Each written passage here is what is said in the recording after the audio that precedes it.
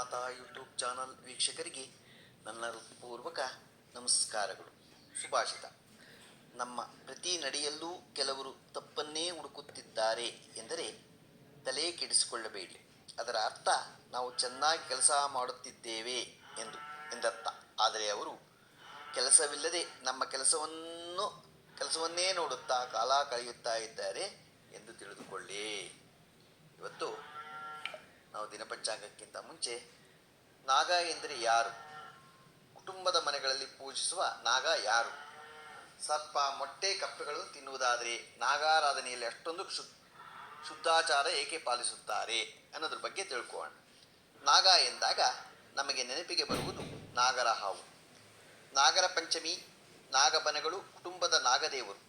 ಇನ್ನು ಮುಂದುವರೆದರೆ ನವನಾಗಗಳಾದ ಆದಿಶೇಷ, ವಾಸುಕಿ, ಕಾರ್ಕೋಟಕ, ತಕ್ಷಕ, ಅನಂತ, ಕಂಬಲ, ಕಾಲಿಯ, ಧಾರ್ತ ರಾಷ್ಟ್ರ ಇತ್ಯಾದಿ. ನಾಗರ ಪಂಚಮಿ ಎಂದು ನಾವು ಪೂಜಿಸುವುದು ಅಥವಾ ಕುಟುಂಬದಲ್ಲಿ ಪೂಜಿಸಲ್ಪಡಬೇಕಾಗಿರುವುದು ನಾಗವೇ ಹೊರತು ಹಾವಲ್ಲ. ಸರ್ಪದೋಷ ಹಾಗೂ ನಾಗದೋಷ ಎರಡೂ ಒಂದೇ ಅಲ್ಲ.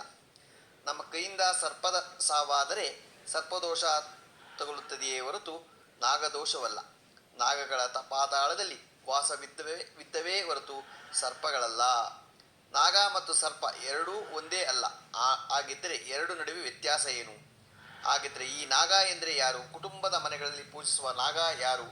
ಸರ್ಪ ಮೊಟ್ಟೆ ಕಪ್ಪೆಗಳನ್ನು ತಿನ್ನುವುದಾದರೆ ನಾಗಾರಾಧನೆಯಲ್ಲಿ ಅಷ್ಟೊಂದು ಶುದ್ಧಾಚಾರ ಏಕೆ ಪಾಲಿಸುತ್ತಾರೆ? ನಾವೆಲ್ಲರೂ ನಾಗವಂಶಿಗಳೇ. ಮನುಷ್ಯ ನಾಗಯೋನಿಯಲ್ಲಿ ಜನಿಸುತ್ತಾನೆಯೇ? ಈ ಎಲ್ಲ ಗೊಂದಲ ಪ್ರಶ್ನೆಗಳು ನಮ್ಮಲ್ಲಿ ಬಂದಿರಬಹುದಲ್ಲವೇ? ಸ್ಪಷ್ಟವಾದ ವಿವರಣೆ ನಿಮಗೆ ಇಲ್ಲಿದೆ. ನಾಗ ಎಂದರೆ ಅರ್ಧ ಮನುಷ್ಯ ಹಾಗೂ ಅರ್ಧ ಹಾವಿನ ರೂಪವಿರುವ ಪ್ರಜಾತಿ ಮತ್ಸ್ಯ ಪ್ರಜಾತಿಯಂತೆ. ನಮ್ಮ ಇಂದಿನ ತಲೆಮಾರುಗಳಲ್ಲಿ ಯಾವುದೋ ಒಬ್ಬ ತುಂಬ ಸಾತ್ವಿಕವಾದ ವ್ಯಕ್ತಿ ತನ್ನ ಮರಣಾನಂತರ ಮತ್ತೆ ಯಾವುದೇ ಯೋನಿಯಲ್ಲಿ ಮರುಜನ್ಮ ತಾಳದೆ ಇದ್ದು ಒಂದು ವೇಳೆ 16 ವರ್ಷಗಳವರೆಗೆ ಆತನಿಗೆ ಆತನ ವಂಶಸ್ಥರು ಅಥವಾ ಮುಂದಿನ ತಲೆಮಾರಿನಿಂದ ಪಿತೃಕಾರ್ಯಗಳು ಸರಿಯಾಗಿ ನಡೆಯದೇ ಇದ್ದು ಅಥವಾ ಸರಿಯಾಗಿ ನಡೆದ ನಂತರವೂ ಆತನ ಆತ್ಮಕ್ಕೆ ಮೋಕ್ಷ ಪ್ರಾಪ್ತಿಯಾಗದೆ ಉಳಿದರೆ ಹಾಗೂ ಅವರ ಆತ್ಮ ತನ್ನ ಪರಿವಾರದ ಅಥವಾ ಪರಿಸರಕ್ಕೆ ಒಳ್ಳೆಯದು ಮಾಡಬೇಕೆಂದು ಬಯಸಿದ್ದಲ್ಲಿ ಅಂತಹ ಸಂದರ್ಭದಲ್ಲಿ ನಾಗಯೋನಿಯಲ್ಲಿ ಜನ್ಮ ತಾಳುತ್ತದೆ. ಇಂತಹ ದಿವ್ಯ ಆತ್ಮಗಳು ಅವರ ಪರಿವಾರದವರಿಗೆ ಕನಸಿನಲ್ಲಿ ಕಾಣಿಸಿಕೊಂಡು ತನ್ನನ್ನು ನಂಬಿ ಪೂಜಿಸುವಂತೆ ಸೂಚಿಸುವುದು ನಡೆಯುತ್ತದೆ. ಆ ಆಯಾಮಗಳು ನಾವೀಗ ಕಾಡುವಂತಹ ಸಹಜ ಸರ್ಪವಲ್ಲದೆ ನಾಗರ ಆಗಿರುತ್ತದೆ. ನಂತರ ಆ ಪರಿವಾರದವರು ಗತಿಸಿ ಹೋದ ಪೂರ್ವಜರ ಹೆಸರು ತಿಳಿದಿದ್ದರೆ ಅವರ ಹೆಸರಿನ ನಾಗನನ್ನು ನಂಬುತ್ತಾ ಬರುತ್ತಾರೆ. ದಕ್ಷಿಣ ಭಾರತದಲ್ಲಿ ಇದು ಹೆಚ್ಚಾಗಿ ಪ್ರಚಲಿತವಾಗಿದೆ. ಗುಜರಾತಿನಲ್ಲಿ ಈ ರೀತಿ ಮನುಷ್ಯರ ಹೆಸರಿನೊಂದಿಗೆ ಪೂಜಿಸುವ ಪದ್ಧತಿ ಇದೆ. ಇವರನ್ನು ನಾಗಗಳನ್ನು ಮಹಾರಾಜ್ ಎಂದು ಕರೆಯುತ್ತಾರೆ. ಪ್ರತ್ಯೇಕವಾದ ನಿಜ ಹೆಸರಿನೊಂದಿಗೆ ಕೊನೆಯಲ್ಲಿ ಮಹಾರಾಜ್ ಎಂದು ಸೇರಿಸಿ ಪೂಜಿಸುತ್ತಾರೆ. ಇನ್ನು ನಮ್ಮಲ್ಲಿ ಅದನ್ನು ನಾಗಬ್ರಹ್ಮ ಎಂದು ಸಾಮಾನ್ಯವಾಗಿ ಒಂದೇ ವರ್ಗಕ್ಕೆ ಸೇರಿಸಲಾಗಿದೆ ಅನಿಸುವುದು ಸಹಜ. ನಾಗರಾಜ ಎಂದು ಕರೆಯುವುದು ರೂಢಿಯಲ್ಲಿದೆ. ಸೂರ್ಯನನ್ನು ಪೂಜಿಸುವವರು ಸೂರ್ಯವಂಶಿ, ಚಂದ್ರನ ಆರಾಧಕರು ಚಂದ್ರವಂಶಿ ಎಂತೆ ನಾಗನ ಆರಾಧಕರು ನಾಗವಂಶಿ ಎಂದು ಕರೆಯಲ್ಪಡುತ್ತಾರೆ. ಪ್ರತಿ ಕುಟುಂಬದವರಿಗೂ ಬೇರೆ ಬೇರೆ ಕಡೆ ನಾಗವನಗಳಿರುವುದೇ ಇದೆ. ಇಂದಿನ ರಹಸ್ಯವೂ ಆ ಪರಿವಾರದಲ್ಲಿ ಹಿಂದೆ ಎಷ್ಟೋ ತಲೆಮಾರುಗಳ ಹಿಂದೆ ಈ ರೀತಿ ಗತಿಸಿ ಮೋಕ್ಷ ದೊರೆಯದೆ ನಾಗಯೋನಿಯಲ್ಲಿ ಇನ್ನೊಂದು ಜನ ಸಾಮಾನ್ಯರಿಗೆ ತಲುಪಲು ಅಸಾಧ್ಯವಾದ ಇದೆ. ಆಯಾಮದಲ್ಲಿ ಜನರಿರುವ ಪೂರ್ವಜರೇ ಆಗಿರುತ್ತಾರೆ ಹೊರತು ಸಾಮಾನ್ಯ ಸರ್ಪಗಳಲ್ಲ. ಪತಂಜಲಿ ಇದೇ ನಾಗ ಪ್ರಜಾತಿಗೆ ಸೇರಿದವರು.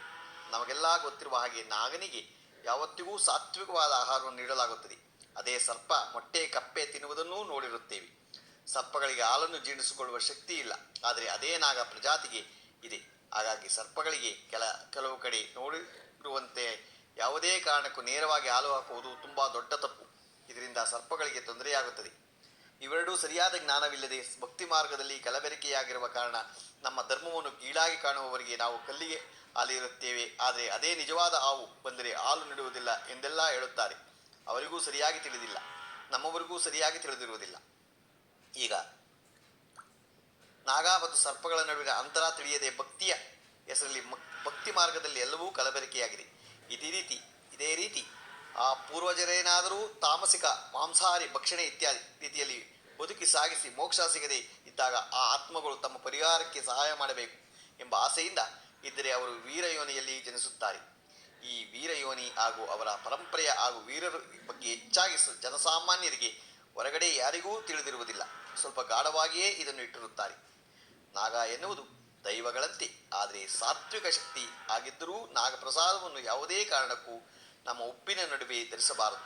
ದೈವದ ಪ್ರಸಾದಕ್ಕೂ ಇದು ಅನ್ವಯವಾಗುತ್ತದೆ. ಈ ಹಿಂದೆ ತಿಳಿಸಿದಂತೆ ಕೇವಲ ದೇವಿ ಶಿವ, ವಿಷ್ಣು, ಗಣಪತಿ, ಸುಬ್ರಹ್ಮಣ್ಯ ಈ ಮೂಲ ಪರಬ್ರಹ್ಮ ತತ್ವಗಳ ಪ್ರಸಾದವನ್ನು ಮಾತ್ರ ಹಬ್ಬಗಳು, ಉಬ್ಬುಗಳ ನಡುವೆ ಧರಿಸಬಹುದು. ಮತ್ತೆ ಉಳಿದ ಯಾವುದೇ ದೈವದ ಪ್ರಸಾದ ನಮ್ಮ ಕಂಠಕ್ಕೆ ಹಾಕಿಕೊಳ್ಳಬೇಕು.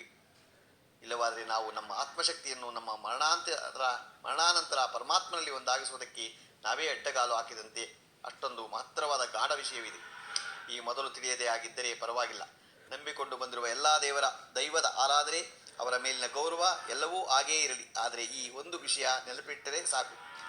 ದೈವಗಳನ್ನು ಇತ್ತೀಚೆಗೆ ಸಾತ್ವಿಕ ಶಕ್ತಿಯಾಗಿ ಪರಿವರ್ತಿಸುವ ಕ್ರಿಯೆ ಆರಂಭವಾಗಿದೆ. ಮಾಂಸಾಹಾರ ಅಥವಾ ಬಲಿ ಪದ್ಧತಿ ಕ್ರಮೇಣ ಕಡಿಮೆಯಾಗುತ್ತಾ ಬರುತ್ತಿದೆ.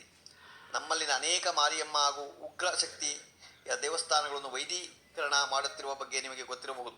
ಮಂಗಳಾದೇವಿ, ಬಪ್ಪನಾಡು, ಸಸಿ ಇತ್ಲು, ಭಗವತಿ, ಕುರುವ, ಬೋಳಾರೆ ಇತ್ಯಾದಿ ದೇವಸ್ಥಾನಗಳು ಕ್ರಮೇಣ ದೇವಿ ಶಕ್ತಿಯ ಸಾತ್ವಿಕ ಅಂಶಗಳೊಂದಿಗೆ ಸೇರಿಸುವ ಕಾರ್ಯ ನಡೆದಿದೆ. ಈ ಹಿಂದೆ ಕಟೀಲನ್ನು ಕೂಡ ವೈದೀಕರಣ ಮಾಡಿರುವುದರ ಬಗ್ಗೆ ಅನೇಕರು ಅಸಮಾಧಾನ ವ್ಯಕ್ತಪಡಿಸಿದ್ದರು. ಮೊದಲಿನಿಂದಲೂ ಅಲ್ತಿ ಎಂದು ಕರೆಯಲ್ಪಡುವ ಶಕ್ತಿಯನ್ನು ವೈದೀಕರಣದ ನಂತರ ದುರ್ಗಾಪರಮೇಶ್ವರಿ ಎಂದು ಕರೆಯುವುದು ವಾಡಿಕೆಗೆ ಬಂತು. ಬಪ್ಪನಾಡಿನ ದುರ್ಗಾಪರಮೇಶ್ವರಿ ಹೆಸರು ವೈದೀಕರಣವಾದ ನಂತರ ಬಂದ ಹೆಸರು ಎನ್ನುತ್ತದೆ ಮೊದಲ ಇತಿಹಾಸ. ಸಾತ್ವಿಕ ಶಕ್ತಿಗಳು ಯಾವುದೇ ರೀತಿಯಲ್ಲಿ ಯಾರಿಗೇ ಆಗಲಿ ತೊಂದರೆ ಉಂಟು ಮಾಡುವುದಿಲ್ಲ, ನಂಬಿದವರನ್ನು ಕೈಬಿಡುವುದಿಲ್ಲ. ರಾಜಸಿಕ ಶಕ್ತಿಗಳು ತಮ್ಮನ್ನು ನಂಬಿದವರ ರಕ್ಷಣೆ ಮಾಡುತ್ತದೆ. ತಾಮಸಿಕ ಶಕ್ತಿಗಳು ತಮಗೆ ಬೇಕಾದನ್ನು ನೀಡದೆ ಹೋದರೆ ಕೆಲವೊಂದು ಬಾರಿ ನಂಬಿದವರೆಂದೋ ನೋಡದೆ ತಮ್ಮ ಉಗ್ರ ಸ್ವರೂಪವನ್ನು ತೋರುತ್ತದೆ. ಇದೇ ಕಾರಣಕ್ಕೆ ಕಾಲಾಂತರದಲ್ಲಿ ಅನೇಕ ಕಡೆ ವೈದೀಕರಣ, ಜೀರ್ಣೋದ್ಧಾರ, ಬ್ರಹ್ಮಕಲಶಗಳಂತಹ ಕೆಲಸಗಳು ಆರಂಭ ಆಗಿದೆ. ಗೊತ್ತಾಯ್ತಾ? ನಾವು ಇವತ್ತು ದಿನ ಪಂಚಾಂಗವನ್ನು ತಿಳ್ಕೊಳ್ಳೋಣ. ದಿನಾಂಕ 15/8/2024 ಗುರುವಾರ, ಶ್ರೀ ಕ್ರೋಧಿನಾಮ ಸಂವತ್ಸರ, ದಕ್ಷಿಣಾಯನ, ವರ್ಷ ಋತು ಶ್ರಾವಣ ಮಾಸೆ, ಶುಕ್ಲ ಪಕ್ಷ, ತಿಥಿ ಏಕಾದಶಿ, ಬೆಳಗಿನ ಜಾವ 5:31, ನಕ್ಷತ್ರ ಜ್ಯೇಷ್ಠ, ಬೆಳಿಗ್ಗೆ 9:41, ಮಳೆ ಆಶ್ಲೇಷ 4ನೇ ಪಾದ, ರಾಹುಕಾಲ 2 ಗಂಟೆ 1 ನಿಮಿಷದಿಂದ 3:35 ತನಕ ಇದೆ. ಕುಳಿಕ ಕಾಲ 9:19ರಿಂದ 10:53 ತನಕ ಇದೆ. ಯಮಗಂಡ ಕಾಲ 6:12ರಿಂದ 7:45 ತನಕ ಇದೆ. ಇವತ್ತು ಯಾರು ಹುಟ್ಟುಹಬ್ಬ ಆಚರಿಸ್ಕೊತಿದ್ರು, ಮದುವೆಯಾದ ದಂಪತಿಗಳು ವಾರ್ಷಿಕೋತ್ಸವ ಆಚರಿಸ್ಕೊತಿರೋರಿಗೆ ನಮ್ಮ ಹೆಬ್ಬಳದು ಶ್ರೀ ಚಕ್ರಮಾತಾ ಯೂಟ್ಯೂಬ್ ಚಾನಲ್ ಕಡೆಯಿಂದ ಶುಭ ಕಾಮನೆಗಳನ್ನು ತಿಳಿಸ್ತೀವಿ. ದೇವರವರಿಗೆ ಆಯಸ್ಸು, ಆರೋಗ್ಯ, ಐಶ್ವರ್ಯ ಎಲ್ಲ ಕೊಟ್ಟು ಕಾಪಾಡಲಿ ಅಂತ ನಾನು ಕೇಳ್ಕೊತೀನಿ. ನಮ್ಮ ಹೆಬ್ಬಳದು ಶ್ರೀ ಚಕ್ರಮಾತಾ ಯೂಟ್ಯೂಬ್ ಚಾನಲ್ ಯಾರು ಸಬ್ಸ್ಕ್ರೈಬ್ ಆಗಿಲ್ಲ ದಯಮಾಡಿ ಸಬ್ಸ್ಕ್ರೈಬ್ ಆಗಿ, ಲೈಕ್ ಕೊಡಿ. ಇದು ನಿಮ್ಮದೇ ಚಾನಲ್ ಆಗಿದ್ದರಿಂದ ನಮ್ಮ ಲಿಂಕನ್ನು ಬೇರೆ ಗ್ರೂಪ್ಗಳಿಗೆ ಫಾರ್ವರ್ಡ್ ಮಾಡಿ. ನಮಸ್ಕಾರಗಳು, ನಮಸ್ಕಾರಗಳು, ನಮಸ್ಕಾರಗಳು.